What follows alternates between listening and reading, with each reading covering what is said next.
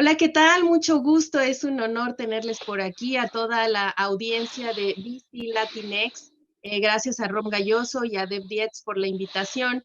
Me encuentro muy contenta el día de hoy porque, bueno, nos toca hablar sobre un tema importantísimo, un tema que realmente no se ha visibilizado como tal, está más como en las sombras.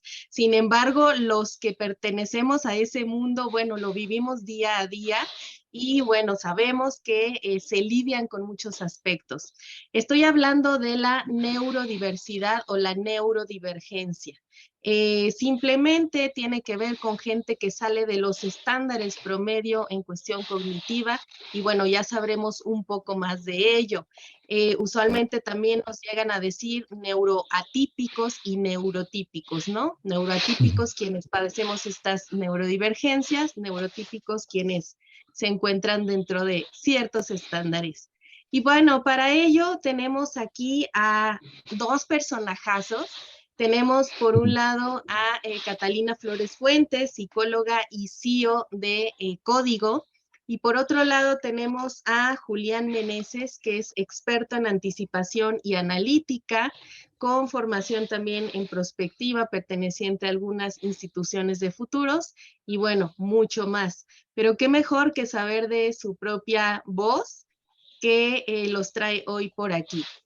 Y bueno, para ello vamos a dar comienzo con Julián y bueno, claro, su servidora Aletia Montero, que es diseñadora de futuros personales, ¿sí? Es asesora y bueno, además cuento con trastorno de déficit de atención e hiperactividad. Ya me tocará también a mí tomar la rienda sobre eso. Y sin más, bueno, pues vamos a hablar de esto, vamos a hablar de nuestros casos, el caso de Julián, el caso mío, y Catalina nos dará un espectro mayor al respecto de la neurodivergencia. Entonces, bueno, mucho gusto que estén por acá y comenzamos. Adelante, Julián.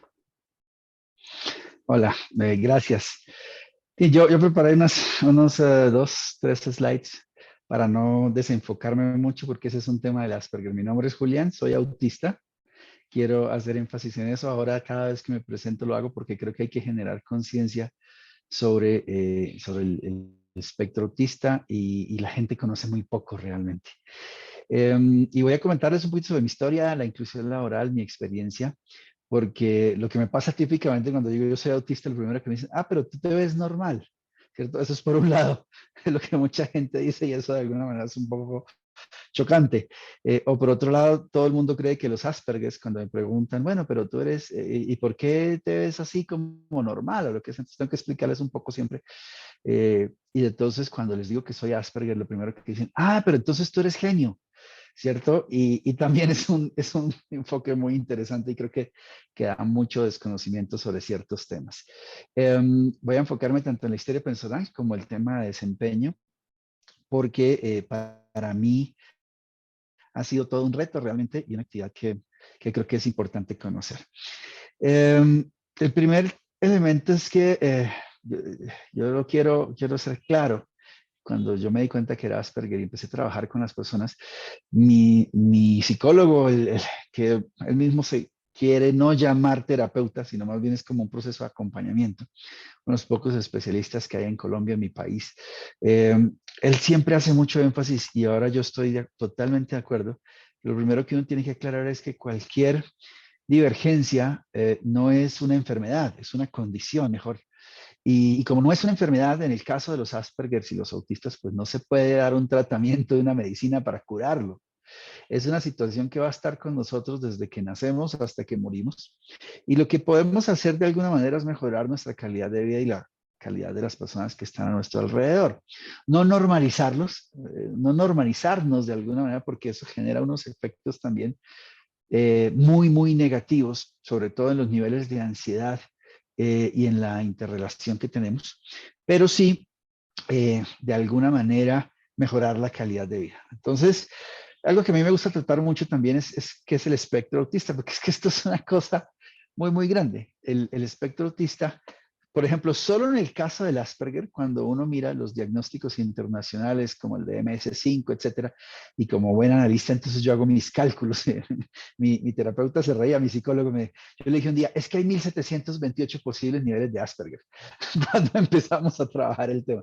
Solo en el Asperger, que es como el primer nivel, ¿no? Hay niveles de ayuda, se llama en el espectro autista. Entonces el Asperger normalmente no necesita niveles de ayuda. Podemos vivir, la vida no es una vida normal en el sentido neurotípico, pero podemos vivir sin ayuda. Luego viene el nivel donde los autistas necesitan o necesitamos algún nivel de ayuda. Y el tercer nivel es donde no se puede vivir sin ninguna ayuda. Entonces, digamos que el Asperger siempre se concentra en el primer nivel, en la mayoría de los casos en el primer nivel, pero ahí el abanico de posibilidades es tan grande que puedes tener, como te digo, 1728 combinaciones y sigue siendo Asperger, pero con totales diferencias entre uno y otro. Y esta analogía, aunque puede ser dura, me gusta utilizarla y lo hago con mucho respeto porque inclusive yo tengo a mi cuñado que también él se llama Julien, ¿cierto? Es un canadiense.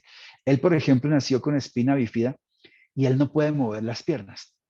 Pero entonces yo le digo a la gente, mira, el Asperger o el autismo es como nacer sin que puedas mover las piernas. Es una condición. No te pueden aplicar una inyección y te curas, ¿no? Pero así como tienes unas desventajas, yo siempre le digo a mi cuñado que él tiene brazos más fuertes que los que tiene un pesista, ¿no? En cada país le llaman de una manera diferente. Una persona que va al gimnasio todo el tiempo. Entonces a él se le desarrollaron muchísimo los brazos, muchísimo.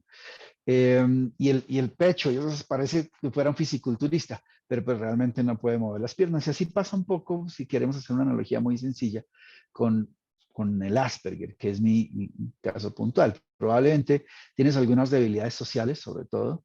Tienes algunas debilidades en temas de manejo, por ejemplo, de la ansiedad, que es un tema muy, muy fuerte, muy delicado.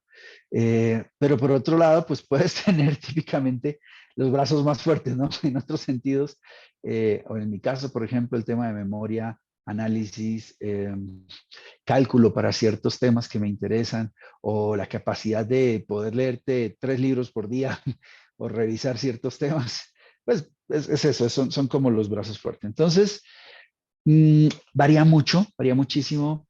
Yo creo que no hay un Asperger igual a otro con todo lo que he visto, o por lo menos no conozco a uno igual al otro.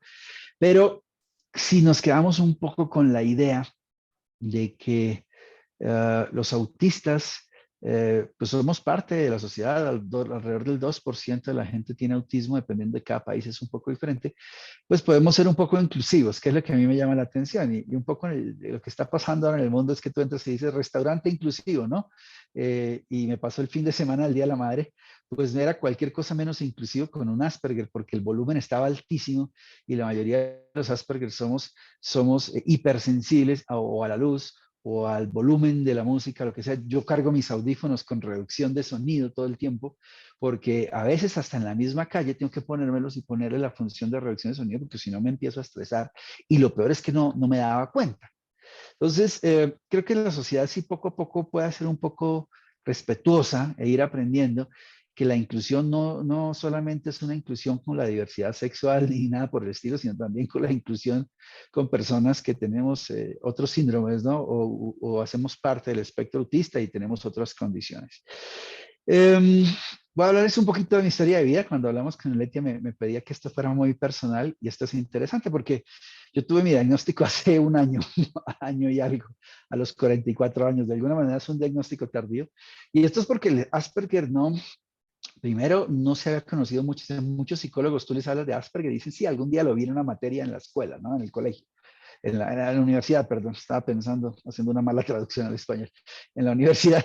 Y entonces te empiezas a dar cuenta que, pues esto, para mí, yo era una persona que no tenía nada, simplemente es como cuando allá en México o en ciertas zonas del país dicen, es que en Nuevo León hablamos duro y directo. Yo nací en Santander, en Colombia, pues también hablábamos duro y directo, y resulta que no era eso, era una combinación entre un factor social y regional con un factor también, pues, de neurodiversidad en este caso. Entonces yo fui oficial de las Fuerzas Armadas, me convertí en analista, llegué al grado de capitán, me retiré, trabajé como jefe de unos grupos de inteligencia en el área de análisis y ese tema me encantó. Mi tesis de pregrado fue una tesis de teoría de juegos aplicada a la inteligencia anticipativa, o sea, todo me decía que era Asperger y yo no sabía, ¿no? De alguna manera. Y empecé a trabajar en esa línea y lo que pasó fue que no hubo diagnóstico hasta esa época y todo el mundo decía, es que tú sientes mal genio, ¿no? Sientes ese, de hecho en mi familia, mi apellido es Meneses, entonces todo el mundo decía, ese es el mal genio Meneses, que históricamente se había pasado de generación en generación y yo hoy reconozco que el 50% de mi familia es Asperger, mi papá era Asperger, mi abuelo es Asperger, mi abuela era Asperger, entonces el mal genio Meneses realmente era una condición que era no diagnosticada, ¿no? Y el aislamiento y una cantidad de cosas. Entonces, también había un rasgo que es interesante y yo lo digo hoy con humildad, pero con el conocimiento de datos ya muy puntuales, pues en todos había una característica, era una inteligencia o por lo menos un coeficiente intelectual superior a la media y en algunos casos muy superior. Pero también nos traía muchos problemas de trabajo en equipo y aquí hay algo que voy a tratar en la última diapositiva, que es la siguiente, y es el tema de la inserción laboral y cómo realmente muchas veces se cometen errores gravísimos en ese intento de inserción laboral convencional. Los efectos de la falta del diagnóstico entonces fueron pues mucha dificultad, perdón, en las relaciones sociales. Era para mí súper difícil trabajar en equipo y peor cuando tienes mando y eres el capitán encargado de un equipo, ¿no? Y tú eres el que da las órdenes, pues yo causaba muchos inconvenientes en los equipos de trabajo, aunque trataba de regularlos. Pero sobre todo, y aquí hay algo que viene, creo que es muy interesante, y es que cuando yo no sabía que era Asperger, yo no podía explotar al máximo mis posibilidades. Yo prefiero concentrarme en el vaso medio lleno y no en el medio vacío. Porque al final hay gente que nunca la van a diagnosticar, no sabe que es Asperger y va a tener muchos y graves problemas, sobre todo sociales. El arquetipo del Asperger es esta persona súper inteligente que típicamente es ingeniero, en la mayoría de los casos es hombre, y siendo súper inteligente, súper capaz y todo, termina pobre, desempleado, viviendo de ayudas del Estado porque no tuvo la capacidad de insertarse laboralmente. Y por eso la inserción laboral para mí es un tema fundamental, al punto de que, por ejemplo, la fundación que me trató a mí o que me estaba apoyando en el proceso, yo le ofrecí la posibilidad de trabajar con algunos de esos Aspergers y ahora les voy a comentar el por qué. Entonces, tenerlo, básicamente lo que uno busca es regular esos efectos propios y terceros de alguna manera sin afectarse tanto, ¿no? Porque inclusive me pasaba hace 2 días con mi relación personal, con mi esposa.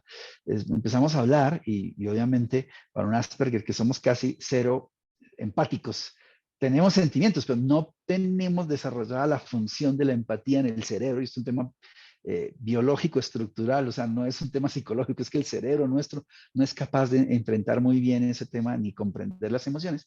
Entonces ella en una charla que teníamos realmente, ni siquiera una discusión, ella empezó a llorar. Entonces cuando empiezo a llorar, a mí inmediatamente me genera una reacción negativa, me aíslo, pero aparte de eso, físicamente me empezó a dar una tensión en el cuerpo y todo que para mí es difícil de manejar. Entonces, lo que uno empieza a tratar de hacer con este proceso es regular esos efectos propios y terceros y así poder manejarlo una vida mejor. Pero entrando un poco al punto del desempeño laboral, que son las cosas que a mí más me llama la atención, pues yo cuando en el 2008 me doy cuenta de alguna manera que lo que había aprendido, especialmente en el área de análisis de inteligencia, análisis de futuro, esto podría tener muy buenas posibilidades para mi carrera, pero en el mundo privado me retiro de las Fuerzas Armadas con el grado de capitán. Estaba en un grupo que se llama el Grupo de Análisis de Inteligencia Prospectiva, o sea, todo el tiempo calculando lo que va a ocurrir en el futuro, a 1 año, 2 años, 5 años, 10 años, etcétera, etcétera, y me voy a emprender. Y de alguna manera creé la empresa y para mí era fácil superar los límites porque cuando las empresas nacen, pues eres tú y otra persona, uno o dos, o eres tú solo, ¿no? Y entonces para un Asperger trabajar solo, pues es ideal. Sin embargo, cuando empezamos a crecer, me di cuenta que el crecimiento era limitado. Y como me decía un día, o esta mañana tal vez también a Letia, me di cuenta que mi empresa también era Asperger. Yo era Asperger y como la creé con mis mismas condiciones, pues era una empresa que no era muy sociable, podía generar conflictos cuando interactuaba con otros, tenía muchas capacidades de análisis, de predicción, digámosle así, pero no es un término técnico, predicción con tasas de efectividad del 95% y cosas por el estilo. Y el diagnóstico para mí fue muy interesante porque me dio a mostrar que yo no soy el mejor, por ejemplo, para dirigir mi compañía. Yo soy muy bueno para crear los productos, los software, las tecnologías, crear los métodos y en algunos casos hasta contactar gente, pero probablemente, y lo estamos haciendo en un proceso de hace unos años para acá, hay que buscar una persona que tenga no solo el conocimiento, porque también yo soy administrador y tengo una maestría en mercadeo, tengo el conocimiento, pero probablemente para mí eh, va a ser muy, muy, muy difícil o el esfuerzo que requeriría modelar mis capacidades para ser más sociable, etcétera, etcétera, prefiero dedicárselo a otra área de la empresa y tener una persona que gerencie mi compañía y que tenga más habilidades y que no me la limite en el crecimiento.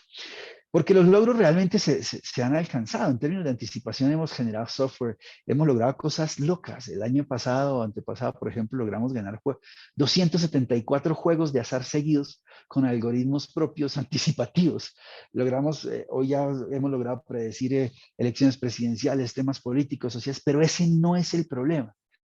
El problema es encontrar para un Asperger, y aquí quiero ya ir terminando, cuáles son los cargos ideales, porque la gente intenta o yo he visto muchas veces que intentan, tanto los autistas como sus subcategorías, los Asperger o cualquier otra persona con alguna limitación, insertarnos en la vida regular. Y no voy a hablar de normal, voy a hablar de las reglas, más bien de la vida regular. Y tratar de que nos desempeñemos en otras áreas, pero es casi como si a una persona en silla de ruedas le piden subir escaleras sin su silla de rueda y de pie. Aunque quieras y aunque puedas regularlo y aunque puedas mejorarlo, etcétera, etcétera, pues va a ser muy complicado. No es que no lo puedas hacer. Mi cuñado sube escaleras, se saca de su silla, se sube, se sienta y empieza a subir hacia atrás. Pero la pregunta es si todo ese esfuerzo y toda esa carga vale la pena cuando realmente si te ubicaran en un cargo ideal, fluirías naturalmente. Entonces aquí hay dos historias que a mí me gustan. No sé si recuerdan en Microsoft, cuando Bill Gates la creo que ha declarado públicamente que es Asperger. Él se retira de la dirección de Microsoft y él se nombra arquitecto en jefe, ni siquiera fue ingeniero, es un cargo que no existía, en donde él básicamente se mantiene aislado de la administración, pero da una serie de consejos a la compañía. Hay otros, ahorita ha empezado unos procesos hace unos 2 años hacia acá. Un profesor, por ejemplo, el cargo educativo es ideal para un Asperger, porque de hecho al Asperger se le conoce como el síndrome del pequeño profesor. O las mentorías, por ejemplo, el desarrollo de mentorías son fundamentales. Y uno que para mí, sin saberlo, no sé si sea por azar o por ciertas características, el tema de analista me ha dado muchas ventajas como analista, pero además muchas satisfacciones. Y aquí voy a hablar de un caso, y con esto cierro, de Australia o de Israel. En Australia hay un proyecto que se llama Diente de León, y Diente de León es un proyecto en donde las fuerzas de defensa australianas han incorporado para crear una unidad de análisis y de inteligencia solo a gente Asperger, porque se dieron cuenta que esas capacidades que tenemos los Asperger no se podían alcanzar fácilmente, y realmente ahí entonces se genera muchísima capacidad para la organización de defensa, pero además también eh, se genera un nivel de calidad de vida muy bueno. El proyecto se llama Diente de León, si lo quieren buscar. Y la alegoría que hace es porque el diente de león normalmente se considera como una planta sin mucha utilidad, como una mala hierba, pero que realmente cuando la gente la conoce se da cuenta que se puede utilizar para muchas cosas muy valiosas que nadie sabía. Y eso es lo que quieren mostrar. Pero ese proyecto viene de un proyecto israelí en el año 95, cuando las fuerzas de defensa de Israel también se dieron cuenta, por ejemplo, que los Asperger solo con ver fotografías de inteligencia aérea podrían identificar, solo con verlas, cosas que ni los analistas más experimentados ni las computadoras podrían observar. Y entonces empezaron a crear unidades de inteligencia. La inteligencia de Israel, esa unidad se llama ver más allá, se llama esa unidad al hacer una traducción. Y yo personalmente hoy creo, para ir cerrando, insisto, que eh, el tema no es ubicarte o insertarte laboralmente en un mundo regular. Es todo lo contrario, es buscar el mundo que los Aspergers y los autistas necesitamos seguramente y decir, ellos son perfectos aquí, son perfectos aquí, son perfectos en estas áreas. Y a partir de ese punto, facilitar e integrar las dos necesidades, es articular la necesidad de la sociedad en ciertas áreas como analítica, informática, ingeniería, defensa y seguridad y las necesidades de los autistas y los Asperger. Muchas gracias. No tenemos mucho tiempo, pero espero que con esta pequeña introducción podamos tener como un conocimiento inicial sobre el Asperger y lo que podemos hacer por la comunidad de Asperger. No, pues excelente, qué bueno que nos compartes tan puntualmente todo, así con esos datos exactos, esas cifras que tu mismo cerebro busca, así nos lo has compartido. Y bueno, quiero decir que me llama mucho la atención la parte de la empatía. Yo al menos conmigo, yo te he sentido muy empático, Julián, me has apoyado en algunas cosas. Entonces, bueno, es muy interesante cómo se da todo el fenómeno, ¿no? Y cómo se va percibiendo de persona a persona. Ajá, A ver, hay un concepto que se ha estudiado poco y la empatía puede ser una empatía emocional, que para nosotros sí. es casi imposible sentirla, o una empatía que llamamos empatía racional. La hemos trabajado inclusive con 30 personas. Entonces, empáticamente, nuestro cerebro funciona como computadoras y la habilidad empática racional que intentamos desarrollar es un poco como que estoy viendo a una persona, está llorando, entonces empieza un procedimiento mental. Paso uno, si llora, entonces es porque está mal. Paso dos, si está mal, necesita ayuda. Paso tres, yo voy a ofrecerle ayuda porque, pero es puramente racional, no es un proceso en donde hay una empatía, así que como la mayoría de personas que siente el dolor o siente el sufrimiento, pero es otro Sí. tipo de empatía que se puede manejar, que inclusive en algún proyecto en la fundación apoyamos hace muy poco a 30 Aspergers para que aprendieran a identificar el lenguaje corporal y actuar conforme, creando empatía racional, y eso hace que seas más insertado socialmente y además mejore tu calidad de vida, ¿no? Claro, porque finalmente tiene su funcionamiento, esa empatía racional, o sea, tiene Sí, sí, ciertos resultados. Muy bien, qué sí. interesante, qué gran espectro. Y bueno, también es bien curioso, la parte de hereditaria, ¿no? Que también es mi caso, por ejemplo, ya me tocará. Y de verdad qué interesante. Y cabe destacar que, bueno, nos estamos enfocando también en la cuestión laboral, dado que aquí en el evento, pues hay diversos ángeles inversores, hay diversas mentes, emprendedoras también. Entonces nos encantará en su momento saber su opinión o cuál es su percepción alrededor de esto, ¿no? Entonces, por eso también nos interesa esta parte de lo laboral. Y bueno, muy interesante, ¿no? ¿Cómo nos explicas este fenómeno de cómo llegas a estas conclusiones de si no es esto, no es esto, pues es esto, ¿no? Pero cómo finalmente, y lo bondadoso es que acaban habiendo opciones, ¿no? Acaban habiendo opciones y bueno, yo qué te puedo decir de lo que te he conocido, te he visto trabajar, siempre te ubiqué haciendo grandes softwares, grandes avances, trabajando con figuras importantes, hoy en día todo lo que haces al respecto de todos los desarrollos que tienes en cuestión tecnológica, en cuestión, como tú dices, de la estadística y todo, bueno, creo que es algo impresionante.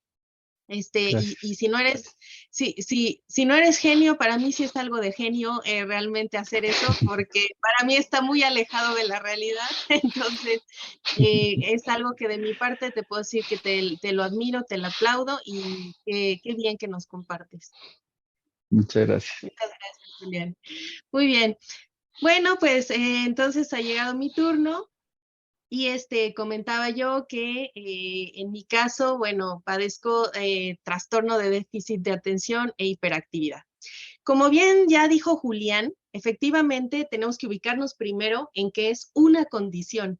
A pesar de ser llamado en este caso trastorno, bueno, tratamos de verlo no como un trastorno, sino algunos que ya estamos en esto, como un superpoder, ¿sí? Obviamente también tiene sus ventajas. Ya también Julián explicó súper bien qué tanto se puede sacar de provecho de una condición particular, en este caso neurodivergente. Y bien, hay varias cuestiones alrededor del TDA, como se abrevia. Y bueno, por un lado, hay tres características que, como bien su nombre lo dice, bueno, es la falta de prestar atención, la hiperactividad y la impulsividad. Ya ahondaré un poquito más en ello. En cuestión de neurotransmisores, bueno, nos hace falta una más del neurotransmisor llamado dopamina, y bueno, obviamente de pronto es como que nuestro cerebro fuera más rápido, ¿no? A veces pareciera más lento, pero dentro de nuestro cerebro hay algo que hace que vayamos como de pronto más rápido y obviamente esa misma velocidad no permite de pronto poner foco en ciertas cuestiones. ¿Bien? Eh, Voy a empezar a hablar de algunas cualidades de este TDA y asimismo voy a ir comentando sobre mi caso al respecto de estas cualidades. Bien, justamente como comentaba ahorita, también lo mío es genético. En este caso mi padre es el que tiene el TDA. También lo heredó a mi hermano, solamente que bueno, mi hermano tiene TDA con epilepsia y bueno, en mi caso es TDA asociado a ansiedad. Ajá. También el TDA se puede dar por factores del entorno, por supuesto, y también hasta por cuestión de toxinas ambientales, ¿sí? Entonces, bueno, son varias las condiciones. En mi caso decía, pues es genético. Bien, estas cualidades que les comentaba, por un lado, tiene la parte de fantasear. Directo voy a ir entrando a algunos casos de lo personal y de lo laboral, como ya mencioné, ¿no? Fantasear, por ejemplo, a mí me ha servido sacarle provecho para la cuestión del diseño de futuros, porque precisamente nosotros armamos lo que se llama escenarios, que son situaciones de algo que puede llegar a suceder en el futuro. Entonces, bueno, esta parte de fantasear viene encausada, promueve el poder expandir este imaginario al respecto de escenarios, por ejemplo, ¿no? Claro que de pronto en cuestiones personales podemos hacer fantasía de todo. A lo mejor ya fuimos, vinimos, recorrimos el pasado, el presente, el futuro, ya nos imaginamos con tal, ya fuimos de viaje, ya regresamos, ¿no? O sea, sí hay mucha fantasía, pero bien canalizada puede tener un muy buen provecho. Otra cuestión es que, claro, olvidamos o perdemos las cosas, ¿no? Cualquiera diría, oye, yo olvido casi siempre mis llaves de la casa, tengo TDA. Bueno, no, lo que pasa es que a nosotros nos pasa de manera sumamente recurrente, ¿no? Y es típico que lo podemos dejar aquí al lado y andamos buscando por todas partes y de verdad no lo encontramos, ¿no? Y el olvido recurrente no es solo como de cosas materiales, sino también de situaciones o tenía que hacer tal actividad, tenía que hacer esto. La verdad es que eso sí es algo que de pronto me ha pegado porque tiene que ver con la responsabilidad, por supuesto, ¿no? Es como, te encargo, ejemplo, te encargo comprar el gas. Escuché el gas, se me olvidó pedirlo. Oye, compraste el gas, rayos, no lo pedí. Entonces ya toca bañarse con agua fría o ya no hay para la cocina, ¿no?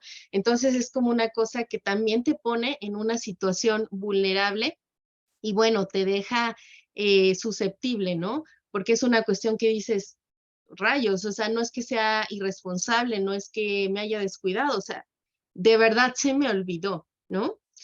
Bien, hay ocasiones en que hay quienes se retuercen o se mueven de manera muy constante, ¿no? Por ejemplo, en mi caso, o sea, no van a ver algo como, ¿no? Así todo el tiempo, o que esté de pronto con la pierna, el brazo. Mi hermano sí, incluso está comiendo y mueve de esta manera la mano, ¿no? Por ejemplo.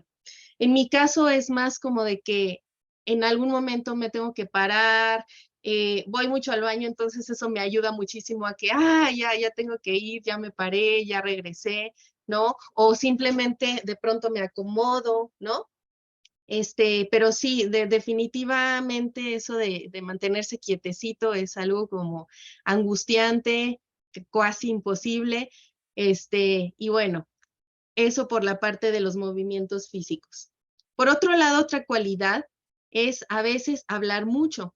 Hablar mucho no significa nada más que andemos como merolicos o como pericos aquí y allá y con todo mundo, sino que a veces por una cosita tenemos que dar el detalle del detalle del detalle del detalle. Ajá. Por ejemplo, en el caso de mi papá, la verdad es que hasta recibe burlas de su propia familia que le dicen, abrevia, abrevia, porque cualquier cosita que le pidan, de pronto se vuelve toda una Biblia, ¿no? En el caso mío, lo he regulado bastante, bueno, pues como me toca dar talleres, como me toca dar charlas, etcétera, he aprendido poco a poco a ir al grano, porque de pronto me doy cuenta también a su vez del span atencional de la gente, y bueno, yo también entre mis mismos detalles me llego a perder. Entonces he tratado de regularlo y hay veces que soy tan escueta, tan directa, que sucede lo contrario, ¿no? Que se quedan así como que, ¿eso? ¿Nada más? O sea, ¿cómo? ¿No? O si me piden algo corto, me dicen, sí, era corto, pero no tan corto, ¿no? Entonces, bueno, es una situación interesante porque de pronto, imagínense con este trabajo que cuesta poner la atención, tratar de explicar algo, ¿no? En mi caso, de talleres, de charlas, de clases, tratar de explicar algo de la mejor manera posible, más clara, pero sin perderse tampoco en el gran panorama, es un reto enorme, enorme, ¿no? Y bueno, he hecho mis intentos y hay veces que tengo que estar mediando, ¿no? Sin embargo, he tenido la fortuna que en ocasiones sí me han dicho, eres muy clara, se te agradece, tomas en cuenta todo, etcétera, ¿no? Pero bueno, eso ha sido de manera más reciente y no siempre pasa, por supuesto. Eh, También algo que pasa con el TDA es que se suelen cometer errores por descuido o también correr riesgos innecesarios. Yo me acuerdo muy bien que en alguna de mis terapias, de mis tantísimas psicoterapias, me llegaron a decir, oye, es que tú te pones para aventarte los dardos. Y yo decía, ¿cómo es eso, no? Y ya después, obviamente analizando más a fondo y todo, yo decía, me autodestruyo. Ajá. Es una cuestión automática donde sí, es como si yo solita me pusiera efectivamente en el blanco para que de pronto me agredieran, me peleara con alguien. Por supuesto que toda la primaria, parte de la secundaria y todavía hasta la prepa fui objeto de bullying. Y bueno, o sea, diversas cuestiones que de pronto parecía que yo solita me quería poner el pie, me quería sabotear y de pronto una tendencia como a buscar el conflicto. Mi terapeuta del TDA me decía, es que tú estás buscando hasta que se cansen de ti, ¿no? Y él, como también tiene TDA y conoce perfecto la condición, me decía, por ejemplo, conmigo no va a pasar. Dice, porque yo identifico muy bien lo que te está pasando, ¿no? Dice, entonces, por más que de pronto quieras huir o hagas ciertos comentarios o esto, dice, no me voy a ir, ¿no? Por ejemplo. Entonces, eso es algo que ha sido bastante complicado, sobre todo a nivel personal, porque efectivamente, ¿no? O sea, es como si de pronto abriéramos un hoyo y quisiéramos entrar a ese hoyo a como diera lugar, ¿no? Y mejor aún que alguien nos empujara. Y esto está directamente relacionado con una baja autoestima, ajá, que en el TDA es muy recurrente también. Entonces, en cuestión laboral, obviamente de pronto me ha costado mucho trabajo realmente reconocer mis logros, ¿no? Yo me identifico en el ámbito de los estudios del futuro como alguien medianamente conocida, ajá. No soy, digamos, ninguna amateur o ninguna persona que apenas esté emergiendo, tampoco soy una celebridad, sin embargo, esa medianamente conocida, bueno, me ha costado y me he dado cuenta porque de pronto me comentan, ¿no? Ahora con la bondad de las redes sociales, de conectarse con tanta gente, etcétera, bueno, de pronto he recibido cuestiones como, ay, me encanta tu trabajo, quiero seguirte. A veces llega gente a mis talleres que dicen, ¿desde cuándo tenía ganas de tomar algo contigo, de aprender de ti, ¿no? Y es como, ok, no, o sea, eso he aprendido a tomarlo porque de verdad es una cosa que es como si fuera invisible, ¿no? Y la parte de reconocerme ahí y la parte de verdad entender mis logros, mis avances, mis alcances, ha sido bastante difícil, ¿no? Incluso yo sé que me he puesto en situaciones dentro del trabajo donde yo solita me autosubordino, ¿no? Es como, no, no, no, yo prefiero que, o sea, si estoy trabajando con alguien, seguramente tú eres el que tiene la razón, porque yo sé que me equivoco seguido, ¿no? Desde esta posición eh, hasta inconsciente del TDA, ¿no? De cometer muchos errores. Incluso en mis relaciones sentimentales siempre ha sido mi temor, ¿no? Y lo he expresado, es que yo sé que voy a equivocar y te vas a enojar y te vas a pelear y a veces es más la autoprofecía que se cumple que lo que realmente está sucediendo, ¿no? Bueno, también otra cualidad es que a veces es difícil resistir la tentación, eso del fruto prohibido, ¿no? Como no hagas esto y te da la curiosidad de ir, o no veas y ahí vas, ¿no? Es otra de las cualidades. También a veces hay problemas para respetar turnos. Bueno, en mi caso soy mucho de no hacer filas, ¿no? No hacer colas. O sea, yo puedo ir a las tortillas, veo mucha gente y me espero, o me voy. O de pronto veo mucha gente en el transporte público y no hago la fila o sea, me meto tal vez a la fila, o sea, no siendo intrusiva con los lugares, pero no hago la fila, ¿no? O sea, a lo mejor sí me puedo esperar a que pasen, pero no puedo hacer fila. O sea, es como desesperante, ¿no? Angustiante. Eh, y bueno, eh, otra cuestión importantísima es que hay dificultades para de pronto llevarse bien con la gente. Por supuesto que las relaciones son inestables, ¿no? Y bueno, yo ya pasé por un divorcio, ya pasé por una separación, en fin, ¿no? Por supuesto que amistades, bueno, conozco a muchísima gente, pero amistades que realmente han perdurado y todo, no es el típico de que los contamos con los dedos, sino que de verdad ha sido difícil que de pronto aguanten el ritmo, ¿no? Entonces, es una situación bastante complicada. A veces me ha invadido un sentimiento de soledad, de no saber con quién contar, de sentir que no soy suficiente ni para mí, y bueno, una serie de cuestiones alrededor, ¿no? Y ya para ir cerrando mi participación, quiero contar dos cuestiones en específico.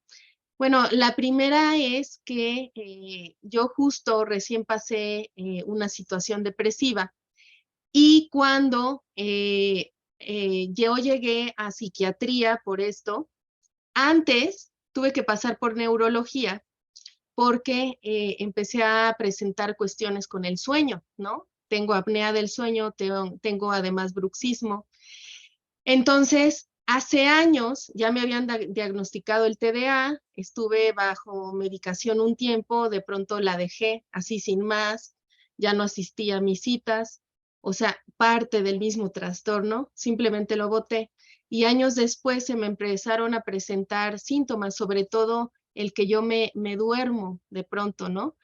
Y eso se debe a una desconexión automática, ¿no? Como de la realidad, una especie de evasión. Empezaba a presentar otra vez estas situaciones donde de pronto me empezaba a dormir en el día, entonces quise ir a verificar si tenía que ver con narcolepsia o qué pasaba, me diagnosticaron la apnea, pero además en ese momento vino nuevamente lo del TDA y el neurólogo me dijo, bueno, te tienes que atender el TDA. Dice, porque también es parte, esto que te está pasando de dormirte y todo, es parte de las desconexiones que presentas por el TDA. Entonces, me voy a psiquiatría ya además, bueno, sintiendo esta parte depresiva y todo, y cuando yo le hablo de mi ansiedad, de mi depresión al psiquiatra, él me dice, es que la mayoría de esto que te está pasando son consecuencias del TDA, ¿no? Entonces me medico, yo la verdad es que era anti-alópata, ¿no?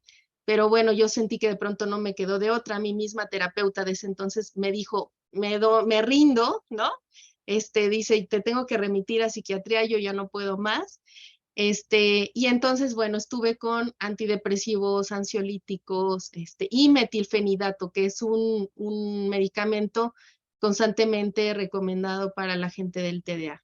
De pronto no sentí gran diferencia, pero bueno, era como una especie de placebo, ¿no? Entonces, bueno, al ir entendiendo todo esto, he llegado mucho al mindfulness. Tengo un curso completo de Juan Sangüesa, que es un experto en TDA en adultos. Entonces, bueno, he practicado mindfulness y otras cuestiones tratando de dar remedio. Y la otra cuestión que quiero comentar es que yo estuve en una organización con un mando alto y de pronto me querían poner a hacer muchas cosas que son más operativas. Y por supuesto que yo no daba, no rendía. Y era de las típicas que podían empezar temprano, acabar tarde y no daba. O sea, de verdad, de eso que dices, no me daba la vida para completar todo, ¿no? Querían que hiciera yo diversas tareas que ni siquiera me correspondían, pero de verdad con esta condición, o sea, me es muy difícil, ¿no? Y claro, yo en ese entonces no expresé mi condición. Y de hecho, hay veces que no lo expreso. Últimamente lo he estado revelando porque ya lo he apropiado, ya lo he aceptado como, ya lo he podido ver de diferente manera. Pero usualmente luego no lo digo porque obviamente pues cómo las personas lo pueden percibir.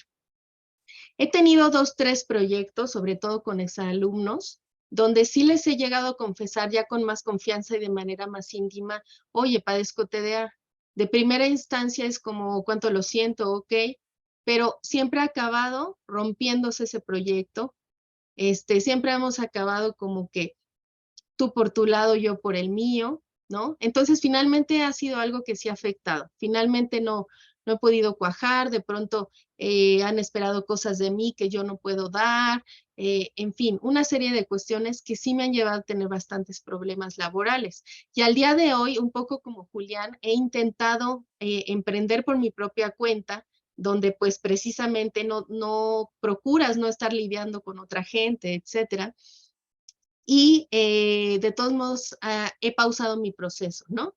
O sea, he tratado de iniciar en la parte digital, de marketing digital, de pronto lo empiezo, lo pauso, me voy a otras cuestiones que me conectan más de manera personal y presencial. Entonces, así he andado, ¿no?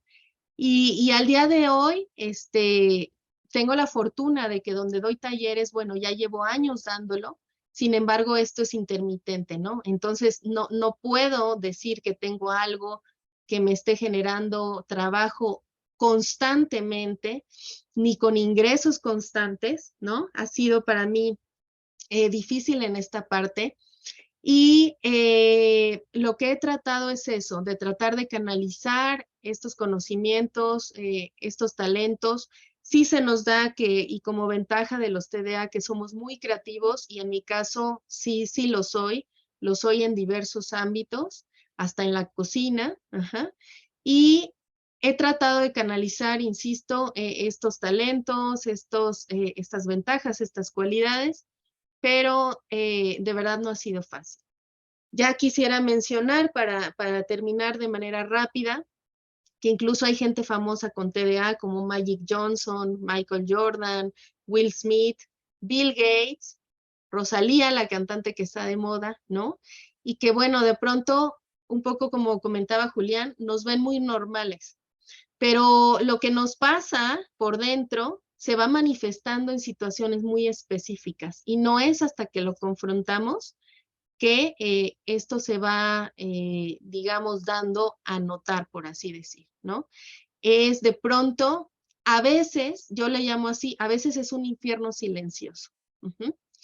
Y claro, ya tratando de cambiar la concepción y tratando de ver como superpoder o como algo que te puede aportar ciertas ventajas en cosas, es diferente. Pero el proceso, al menos yo lo comento, en mi caso sí ha sido muy desgastante, sumamente desgastante, ha sido hasta tortuoso, doloroso. Sin embargo, bueno, hoy en día ahí voy tratando de salir adelante con depresión superada, con la ansiedad ligeramente regulada, en fin. Y bueno, ahí estamos, bueno, estoy abierta a poder recibir más beneficios de la vida y de las experiencias. Y bueno, eso es por mi parte. Muchas gracias.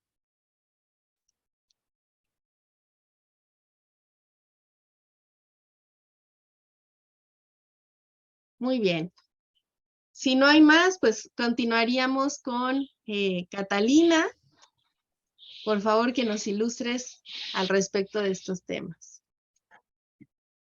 Gracias, Aletia. Gracias por la invitación en principio.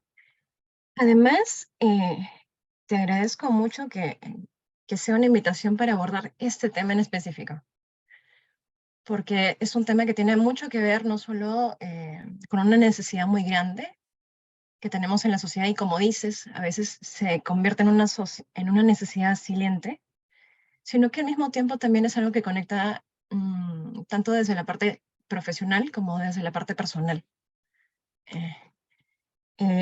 Bien, para empezar, creo que es importante identificar el qué, el cómo y el para qué.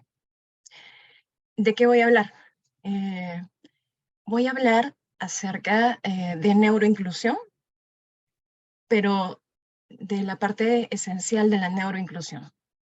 ¿Y a qué me refiero? Acá en Perú tenemos dentro de nuestra historia literaria a un poeta muy reconocido, que fue muy reconocido, que es César Vallejo. Y él decía que, Julián por ahí asiente, ya, súper conocido César Vallejo. Bueno, él tenía una frase, y esta frase es, entre tantas otras, todo acto y voz genial viene del pueblo y va hacia él. ¿Sí? Pues yo les digo que todo acto y voz neuroinclusiva viene de la diversidad y va hacia ella. ¿Sí? Para hablar de neuroinclusión, el qué implica hablar de diversidad. ¿Sí? Cuando hablamos de neurodiversidad, nos estamos refiriendo simplemente a la naturaleza propia del ser humano. Las personas somos diferentes entre nosotras. Y aún así seguimos siendo humanas. Tenemos características diferentes, tenemos algunos patrones diferentes. Si hablamos de neurodiversidad, estamos hablando específicamente de esos patrones, ¿no? Hay patrones que tienden a compartir la mayoría de personas, y a eso le llamamos neurotipicidad, ¿no? Aquello que es más típico a nivel del funcionamiento. Sin embargo, también habemos personas que tenemos un funcionamiento que no se acerca a lo esperado, a la mayoría, ¿no? Y a eso le llamamos neurodivergencia, ¿sí? Entonces, hablar de neurodivergencia implica hablar de algunos patrones que no son comunes a la mayoría. Eso en esencia es neurodivergencia. Sin embargo, antes de hablar de neurodivergencia y antes de hablar de neurodiversidad, se solía pensar que hablar de diferencias era hablar de patología. ¿Sí? Entonces, es importante que en el punto en el que se empieza a introducir este enfoque de neurodiversidad para entender mejor lo que es la neurodivergencia, podemos recién empezar a notar que las personas neurodivergentes sí tenemos patrones, pero no necesariamente estas características van a ser diagnosticables y no necesariamente todo cuanto vemos en nuestras características va a ser entendido como patología, ¿ok? Entonces, estas características nos dan una manera un poco diferente de ser en el mundo, de conectar con el mundo, de conectar con nuestras vivencias, ¿no? Por ejemplo, cuando Julián mencionaba lo del sonido, lo del ruido, ¿no? La importancia de tener los audífonos canceladores, ¿no? O cuando tú, Aletia, mencionabas, por ejemplo, el, el esfuerzo extra que podías hacer para poder quedarte en una idea más puntual, ¿no? ¿Sí? Pero estos temas de hecho son parte también de nuestra naturaleza y como tal de la naturaleza humana. ¿Sí? Son mejor entendidas como condiciones que en sí como problemas propiamente dichos. El problema puede surgir, la dificultad puede surgir eventualmente cuando, por ejemplo, entramos en contacto con entornos que no están preparados, ¿sí?, para entender estas diferencias y que dificultan o ponen barreras para que pueda realizarse la mejor versión de cada una de las personas. Entonces, hablar del qué es hablar de esta neurodiversidad, ¿no? 5 características puntuales que solemos compartir las personas neurodivergentes, sea que haya sea que hay un diagnóstico de por medio, o sea que no hay un diagnóstico de por medio. Característica 1, el tema de la intensidad intelectual, ¿no? Puede haber una intensidad intelectual que te lleva a conectar con las ideas, con la información, de manera profunda, a buscar porqués, a buscar explicaciones, ¿no? Puede pasar. Es una de las características que puede presentarse en la población neurodivergente. Característica 2, la intensidad imaginativa. Puede haber también una tendencia a tener una fantasía muy vívida, ¿no? A veces, incluso, esa fantasía es tan vívida, y ojo, si el entorno, si lo que vemos más allá de la fantasía no es tan agradable, a veces la fantasía no solo es vívida, sino que termina siendo más segura que el entorno real, ¿no? Y muchas veces por ello preferimos quedarnos en la fantasía. También puede pasar que esta fantasía sea muy vívida no solo cuando estamos despiertos, sino también cuando estamos soñando. Y nuestros sueños pueden parecer muy reales, incluso nuestras pesadillas también, ¿no? Tercera característica, la intensidad emocional, la emotividad. En algunas personas neurodivergentes puede haber una intensidad emocional tal que empiezan a percibir las emociones de los demás de una forma muy grande. Yo les explico a los papás que traen a niños conmigo que posiblemente sus hijos no están viendo las emociones con los ojos ni con lentes, sino con una lupa enorme, ¿sí? Entonces, y eso no le resta validez a las emociones que responden a eso que observan, sino que es necesario entender esa intensidad y esa hipersensibilidad, que a veces condicionan una empatía emocional fuerte, ¿no? Pero que ocasionalmente también puede desbordar los recursos emocionales que tiene y puede desarrollarse algunos bloqueos importantes también. Ahora, la parte de la empatía más racional, que conocemos como empatía cognitiva, también puede entrar ahí a tallar, porque usualmente cuando tú desbordas tus recursos emocionales, ¿sí?, y tu empatía emocional se ve sobrepasada, puede entrar a tallar la empatía cognitiva. Y entonces, ante una situación muy emocional, el recurso de la empatía cognitiva entra ahí situación, emprendiendo paso 1, paso 2, paso 3, paso 4, y tratando de buscar información, ¿no? Me ha venido a la mente un chiste que quizá no es tan gracioso para algunas personas, pero recuerdo haber visto un punto en el que cómo es que las personas neurodivergentes demostramos nuestro amor a otras personas.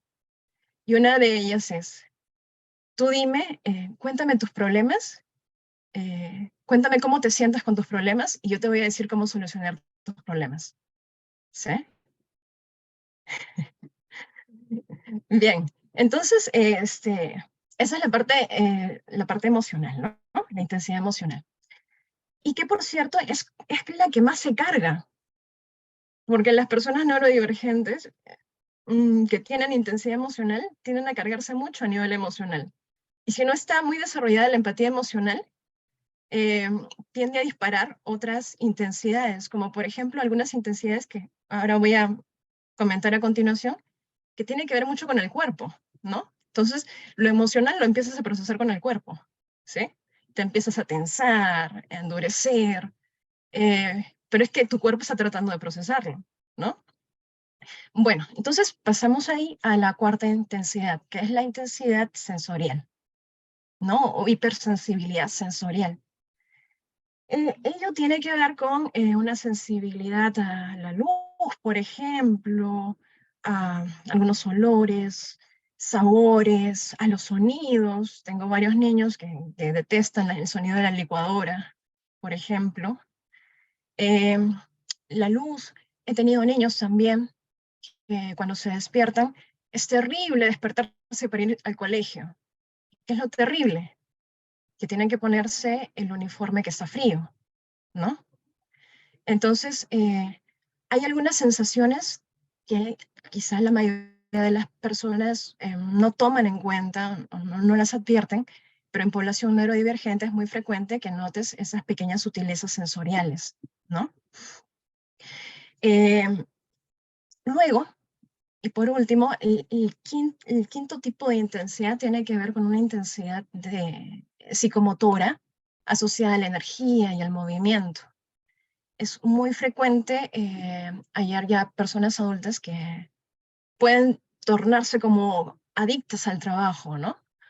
O niños cuyas mamás, bueno, yo entro con el niño a consulta, cuando regreso todas las mamás han aprovechado para dormir un poco, porque sus hijos no saben cómo apagarlos, ¿no? No les encuentran el botón para apagarlos, para quitar la energía. Entonces, esas son algunas características que podríamos observar y que tenemos en común población neurodivergente, ¿no? Y como les digo, en neurodivergencia no toda condición es diagnosticable. Hay condiciones que al día de hoy no figuran en los manuales diagnósticos, ¿no? Por ejemplo, yo acostumbro ver personas de altas capacidades, que obviamente alta capacidad no figura en el CIE, en el DSM, no están ahí, ¿sí? También presentan alta sensibilidad, y eso no está así como tal en estos manuales diagnósticos, ¿no? Entonces, ese es el qué. Y también es importante hablar del cómo, ¿no? Ya vimos que estamos hablando de diversidad, de neurodiversidad, ¿no? Partimos de neuroinclusión, el que es diversidad, el cómo es la accesibilidad, ¿no? ¿Cómo podemos asegurar un derecho fundamental como persona? Este derecho fundamental tiene que ver con, por ejemplo, el libre desarrollo de la personalidad. Porque finalmente, que una persona llegue a desarrollarse en su mejor versión posible, está asociado a poder identificar y trabajar sobre las barreras que están en los diferentes sistemas, en los diferentes entornos con los cuales entra en contacto. Y no solamente trabajar con esas barreras, sino también reforzar aquellos aspectos que van a requerir un trabajo adicional, un soporte adicional, pero también potenciar cuáles son sus capacidades identificadas, ¿no? Para que estas capacidades, este potencial con el que vienen, pueda realizarse y convertirse en un talento, en una habilidad, ¿no? Entonces, la accesibilidad pasa por eso, por tomar en cuenta estos diferentes factores, para que la persona pueda llegar a ser su mejor versión posible, ¿sí? Y por último, el para qué, pues el para qué tiene que ver con un objetivo del que se suele hablar bastante, que solemos escuchar bastante, pero que quizá no lo analizamos de manera muy detenida. Y ese para qué tiene que ver con la equidad, ¿sí?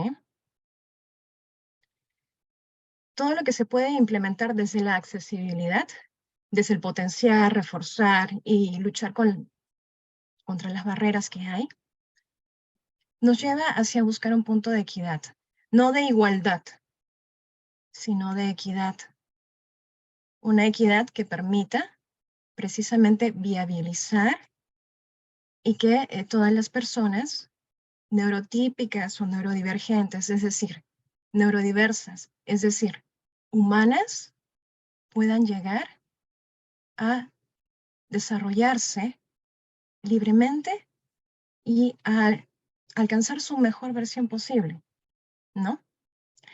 Entonces, ya en este camino, en este qué, cómo y para qué, bueno, te puedo contar así de manera muy resumida que hemos trabajado desde Código también en algunas iniciativas y un poco trabajamos sobre esa visión de los superpoderes que comentaba Salete.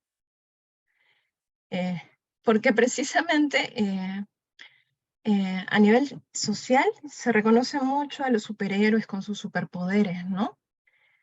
Y hay una imagen de, por ejemplo, los X-Men, con su escuela de los X-Men, su escuela de Javier, que los entrena, o sea, les brinda, los detecta, les da soporte y los entrena para que se puedan realizar desde sus superpoderes, pero también al mismo tiempo para que puedan coexistir de la mejor manera posible con la comunidad, ¿no?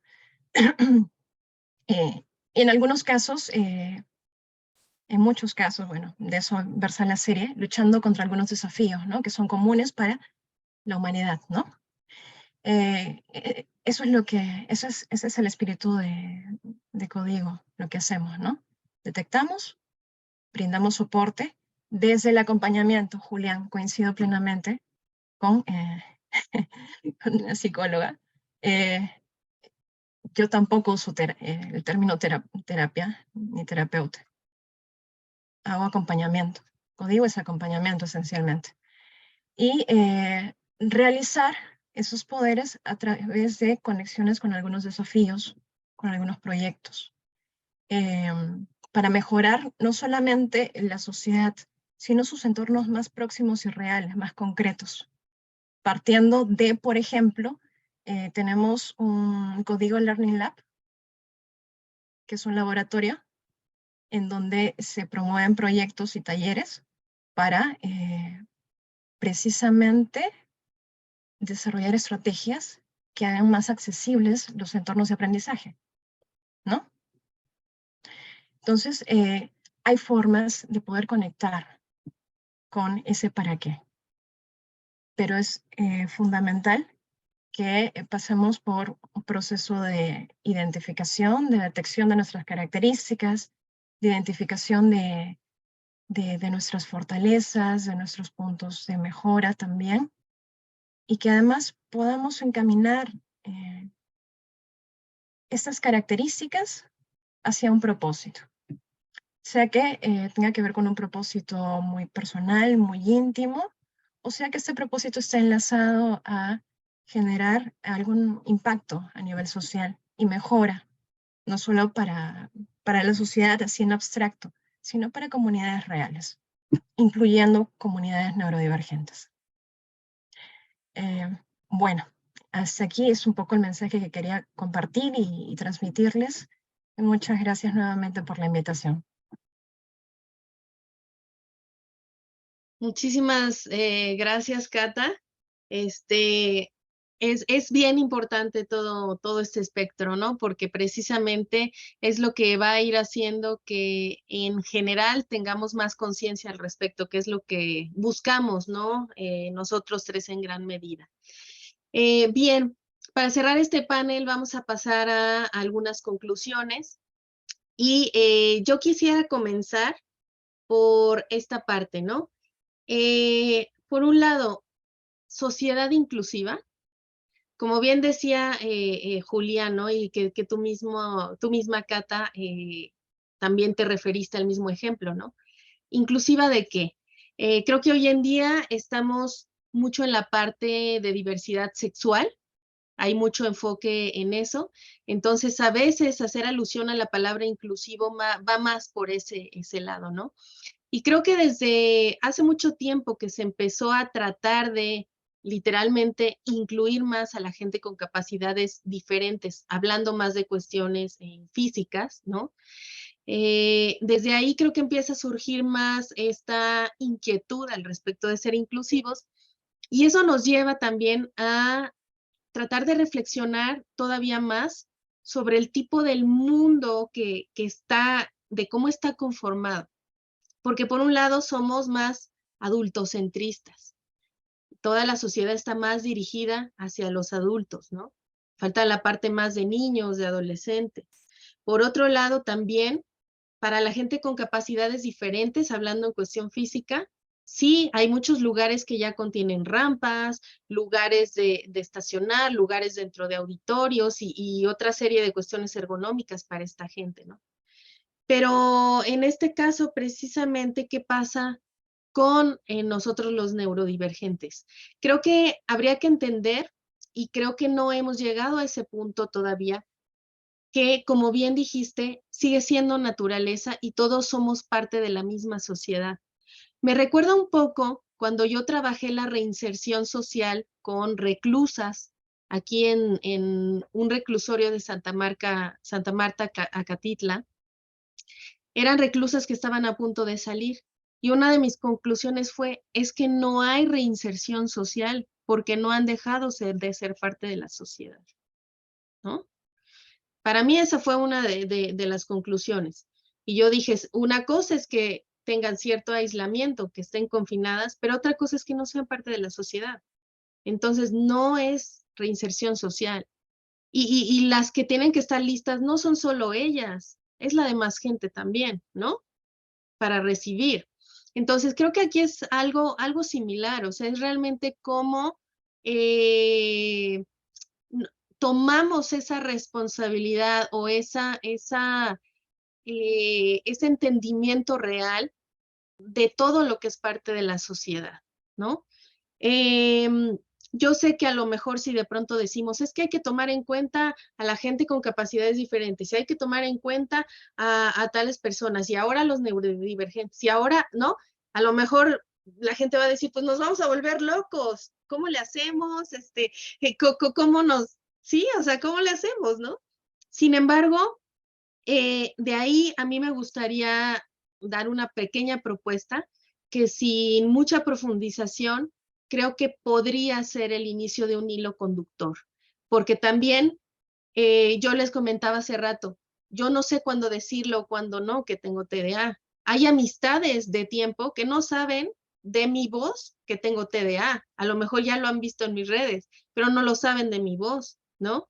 Hay cuestiones, gente laboral que a lo mejor es muy padre la relación y todo, y a lo mejor tampoco saben que tengo TDA, ¿no?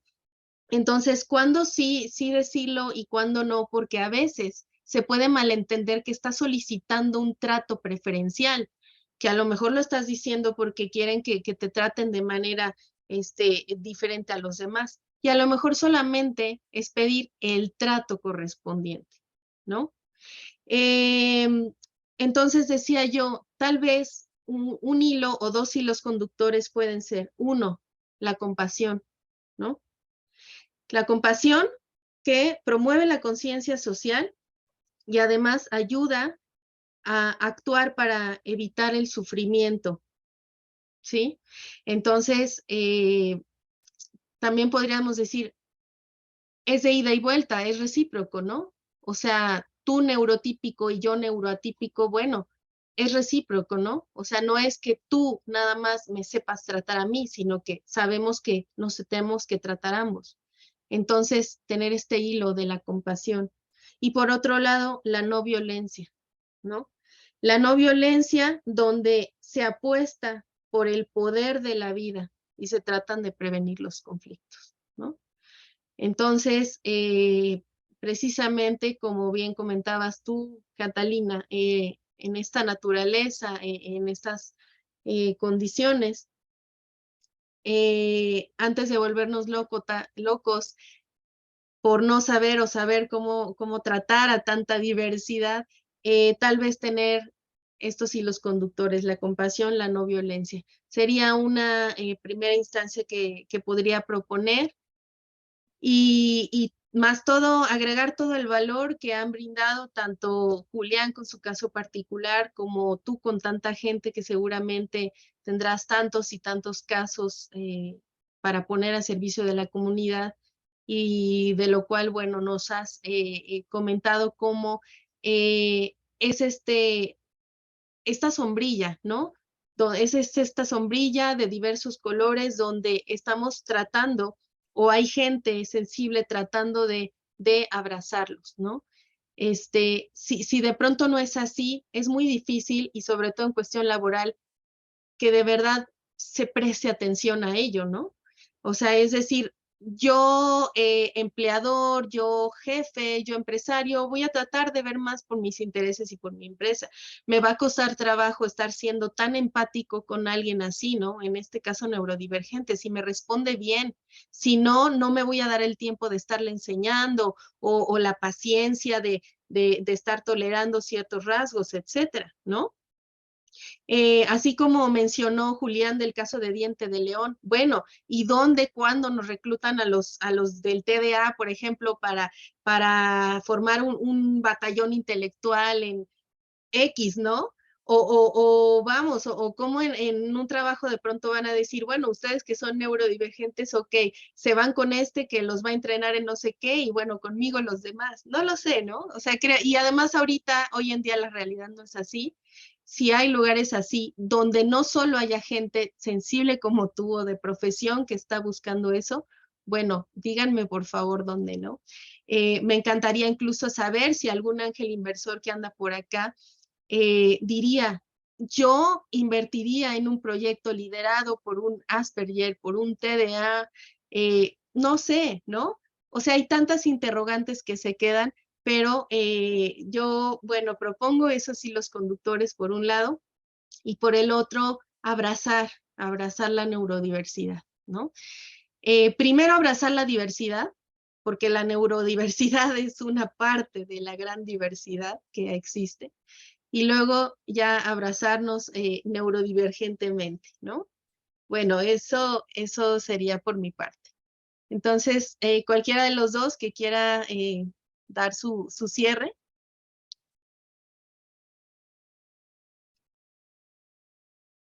Julián, ¿sí? Julián. Dale, Julián, prende tu micrófono. Sí, creo que a ti te gusta siempre ir al final, entonces voy yo primero. Em, Gracias, Catalina. Miren, yo he aprendido, yo tenía mucho miedo también a decirles a la gente al principio que yo era autista o Asperger y, oh sorpresa, hice una reunión con unos inversores y cuando les dije, mira, soy Asperger, quiero aclarar el tema y bueno, unos inversores de la compañía y otros en algún proyecto especial, me encontré con que todos estaban felices porque como decía como dijo Aletia, sabían que ciertas personas eran Asperger y entonces dijeron, Elon Musk, Bill Gates, no sé qué, entonces buenísimo, no, nos encanta invertir en una compañía que se aliera por un aspecto. Entonces me pasó algo interesantísimo, pero ¿por qué quiero conectar esto con dos ideas para cerrar? Ese enfoque de los superpoderes yo no lo conocí nunca teóricamente hasta que un día tuve que explicarle a mi niña que estaba gritando, ella tiene casi 4 años, que a mí me molestaban mucho los ruidos. Entonces me acerqué y le dije, es que sabes que papá es como Spider-Man, que es hipersensible a ciertas cosas, pero tiene superpoderes para otras. Y ella lo fue entendiendo. Ella lo fue entendiendo y parece que es un tema súper interesante y voy a cerrar, digamos que con una idea fundamental. El tema es un tema de humanidad. Yo creo que para quitar de pronto cualquier ideología, cualquier concepto político, cualquier cosa que a mucha gente le puede molestar, sobre todo cuando hablamos de diversidad, ya la gente de derecha se molesta porque dice esto es un tema de izquierda, o la gente de izquierda dice sí, y bueno, y lo que sea, yo creo que es un tema más de humanidad, ¿no? Es como no dejar de nunca a nadie atrás. Como no importa si tu posición de política, si tu tipo de estado, si el enfoque que tengas, es como no dejar en atrás, pero también, y entonces vuelvo al tema de los superpoderes, cómo aprovechar tremendas capacidades que existen en ciertas áreas y que, por ejemplo, empresas como la mía, yo les comentaba algo y cierro con este ejemplo. Un día yo tengo un amigo que es postdoctorado en estadística bayesiana y es director de unos doctorados en una de las mejores universidades aquí en Colombia. Entonces él me comentaba, pero ¿tú cómo haces para poder utilizar, poder tener tasas de efectividad en la predicción, en política, en negocios, en finanzas, en la guerra, no sé qué, más del 90%? Yo le decía, pues yo creé una propia teoría de probabilidad que es la que está detrás de nuestro software y hemos hecho cosas que ustedes, matemáticos y estadísticos, dicen que es imposible hacer. Y lo hicimos precisamente dándonos cuenta que podíamos tener capacidades muy buenas. Y cierro con esto. Ahora que ustedes estaban hablando, yo volví a mirar la data de un proyecto que tenemos, que es un proyecto de algo que matemáticamente la gente dice es imposible, y es anticipar números aleatorios, que son los juegos de azar. En todos los países hay juegos de azar. Este año es súper interesante porque aquí les digo del poder de tener gente de ese tipo. Este año, con la última fase del proyecto, hemos anticipado 27 veces los números aleatorios de unas loterías en Colombia, y los datos demuestran que hemos generado 400% de utilidad desde 1 de febrero hasta acá en un proyecto que para nosotros es ni siquiera por lo que ganamos, sino es por el reto de romper la matemática, de romper las estructuras matemáticas que hay detrás.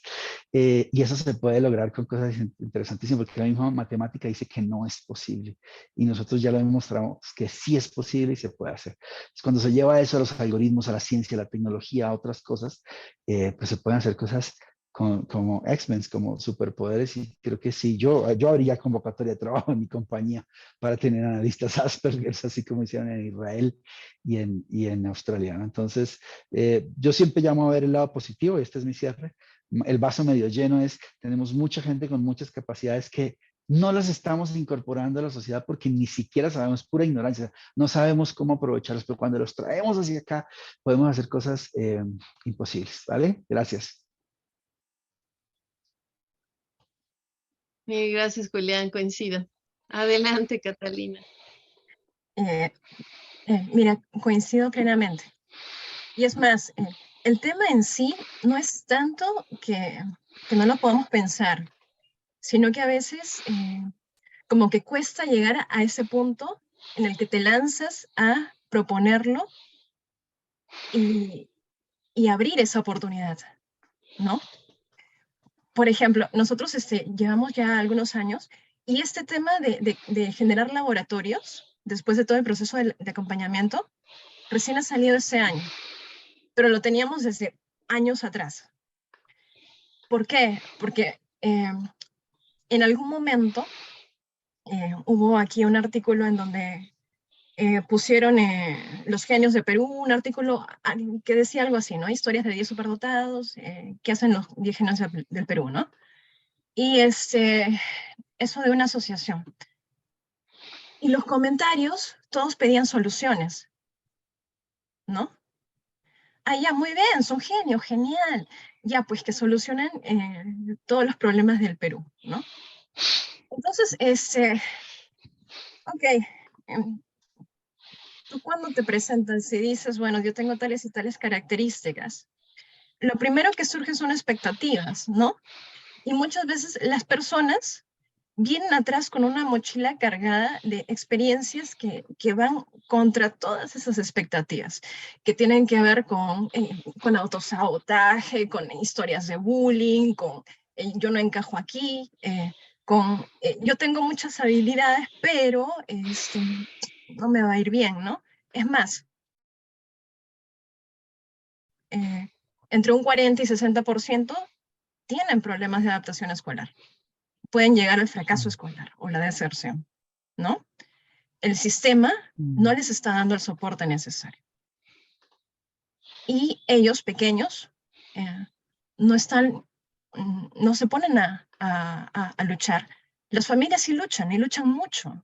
Si yo les contara todo lo que me dicen los papás, todos los esfuerzos que hacen para mantener a sus hijos en el colegio, para que no los saquen, para que puedan entender que quieren aprender algo nuevo cada día, que de hecho es un derecho aprender algo nuevo cada día, que estos niños se entusiasman cuando hablan de algo que les apasiona, así como acabo de ver a Julián, que se puso así muy efusivo, y es que es normal, ¿no? Pero sí es muy importante contar con el apoyo necesario. Y sí es muy importante contar con personas que tengan la disposición para ayudar a canalizar, más que el potencial en sí, brindar el acompañamiento a las personas. Porque son personas con una historia de vida. Y detrás de ellos también, muchas veces, cuando son niños, están todas las familias. Y tenemos los entornos educativos, donde también tenemos que trabajar. Y los entornos laborales, en donde también es importante enfatizar ese tema de la neuroinclusión, el poder generar conciencia sobre esta diversidad y sobre lo que podemos lograr de manera conjunta, si es que nos unimos realmente, ¿no? Como humanidad. Gracias. Y un gusto conocerlos. Pues igual, para mí ha sido un enorme gusto, placer haber coincidido. Me encanta estar entre pares. Y bueno, la verdad es que es muy importante. Yo agradezco el espacio que nos da Latinx por haber podido compartir esto que, como ya bien dijimos, a veces es un poco silente y hay desconocimiento todavía al respecto, ¿no? Somos algunas de las personas que nos estamos justo enfocando también en estas cuestiones. Y bueno, es importante que el resto de la sociedad esté más informada y poco a poco más concientizada al respecto, ¿no? Bueno, entonces pues nos despedimos, muchas gracias. Tuvimos el honor de estar con Julián Meneses, experta en anticipación, y con Catalina Flores Fuentes, CEO de Código y psicóloga. Muy bien. Muchas gracias y los invitamos a que sigan viendo y disfrutando de todas estas conferencias y cursos que hay en el evento de BC Latinx